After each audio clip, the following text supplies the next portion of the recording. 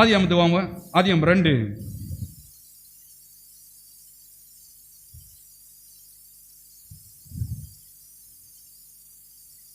12. ஆதியாகமம் 12 3 வாசிக்கிறேன். உன்னை ஆசீர்வதிக்கிறவர்களை ஆசீர்வதிப்பேன், உன்னை சபிக்கிறவனை சபிப்பேன். போதும்.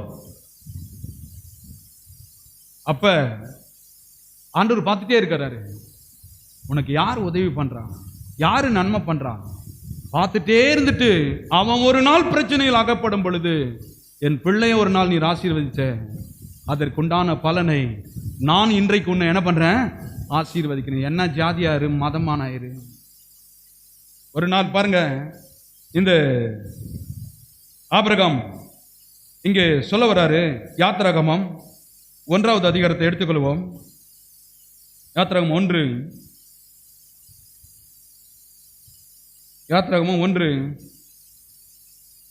16வது வசனத்தை நான் வாசிக்கிறேன். நல்லா தெளிவாக காது கொடுத்து கேளுங்க.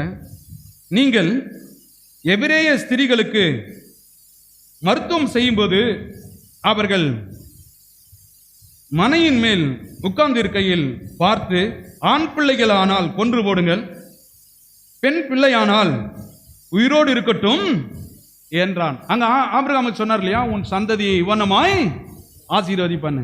இப்ப பிசாசு பார்வோனை தூண்டி, கவனிங்க, எகிப்துக்கு போகும்போது வெறும் 72 பேரோட போறாங்க. எத்தனை பேரோட உங்களுக்கு தெரியுமா? இதெல்லாம் பைபிளை கையில் வச்சுக்கிறது கிடையாது. சட்டம் படிச்சுட்டாரு வக்கீல்னு சொல்லிட்டு, வக்கீல் கோட்டு போட்டிருக்கிறாரு, வக்கீலுக்கு சட்டமே தெரியாதுன்னா வேஸ்ட். கட்டாயம் சர்ச்சுக்கு போறாரு, விசுவாசி தான், சத்தியமே தெரியலன்னா வேஸ்ட். அப்ப சொல்றாரு, எகிப்தில் ஒரு சட்டம் போடுறாங்க. 72 பேரோட இஸ்ரவேல் ஜனங்க எகிப்தில் உள்ள நுழைஞ்சாங்க. ஆனா வர வர விருத்தி அடைந்து எப்படி ஆகுறாங்க, மகா பெரிய கூட்டமாய் பெருகுகிறது. நான் சொல்றேன், ஆரம்பிக்கும் போது அற்பமான கூட்டமாய் இருக்கலாம். தேவன் சொல்லுகிறான், வர வர விருத்தி அடைந்து மகா பெரிய சபையாய் மாறும் நிச்சயமாய். நான் யாரை பார்த்து சோர்ந்து போறது கிடையாது. இந்த ஊழியம் போற விதமே வேற, ஆண்டவர் பேசுகிற விதமே வேற மாதிரி இருக்கு. அப்ப பார்வோன் பாருங்க, பொறாமப்பட்டு சட்டம் போடுறான். என்னன்னு சொல்லி, அப்பா இஸ்ரவேல் ஜனங்களுக்கு பொம்பளை பிள்ளைங்க எல்லாம் விட்டுருங்க, ஆண் பிள்ளையா பிறக்கிற 1 வயசு குழந்தையில என்ன பண்ணு, கொன்று அப்படின்னு சொல்லிட்டு யாருக்கு சட்டம் போடுறாங்க, மருத்துவ டாக்டருங்களுக்கு சட்டம் போடுறாங்க. பிரசவம் பார்க்க போகும்போது பொம்பளையா இருந்தா விட்டுரு, ஆண் பிள்ளைய இருந்தா என்ன பண்ணிரு, போட்டுரு அப்படின்னு சட்டம் போடுறாங்க. ஏன்னா ஆண் இருந்தா இனப்பெருக்கம் அதிகமாயிரும் அப்படின்னு சொல்லி சட்டம் போடுறாங்க. பாருங்க, சட்டம் போட்டுட்டு இங்க அதான் சொல்றாங்க, ஆண் பிள்ளைகளானால் கொன்று போடுங்கள், பெண் பிள்ளைகளானால் உயிரோடு இருக்கட்டும் என்றான். கவனிங்க, மருத்துவச்சினா யாரு, டாக்டருங்க. மருத்துவச்சிகளோ தேவனுக்கு பயந்ததினால் எகிப்தின் ராஜா தங்களுக்கு இட்ட கட்டளையின்படி செய்யாமல் ஆண் பிள்ளைகளையும் உயிரோடு காப்பாற்றினார்கள். ராஜா பாருங்க சட்டம் போடுறான், ஆம்பளை பிள்ளைங்களெல்லாம் கொன்றுன்னு. ஆனா இருந்தாலும் டாக்டர் மனசுல ஆவியானவர் இடைப்பட்டு சொல்றாரு, ஆம்பளை பிள்ளை இருந்தா கொன்றாத, விடு. நான் சொல்லுகிறேன், நம்மை ஆசீர்வதிக்கிறவர்களை தேவன் ஆசீர்வதிப்பார். பாருங்க, ஒருவேளை நம்மளுக்கு சூழ்ச்சிகள் இருக்கலாம்.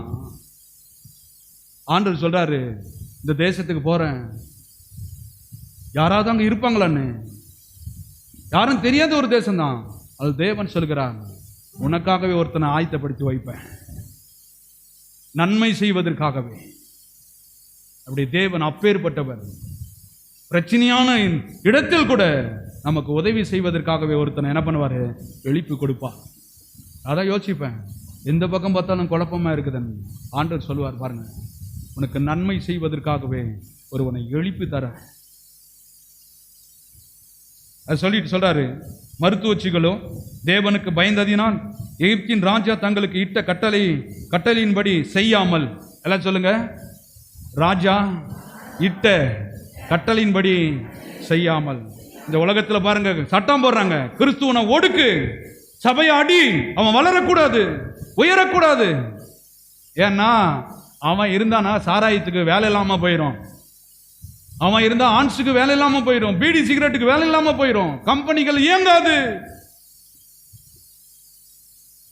சீக்கிரமா காலத்துக்கு முன்னாடி செத்துறவும் மாட்டான். நல்ல காரியங்களை செஞ்சிட்டு இருக்கிறாங்க. நாம குடியை கொடுத்துங்களா சீக்கிரம் என்ன பண்ணிடுவான், செத்துருவான். மனைவி விதவை ஆயிடுவாங்க. தீய பழக்கங்களை செய்ய விட மாட்டான் கிறிஸ்துவன். அவனை ஒடுக்கு, அவனை ஊர்ல உள்ள விடாத, தடு, சபையை இடி.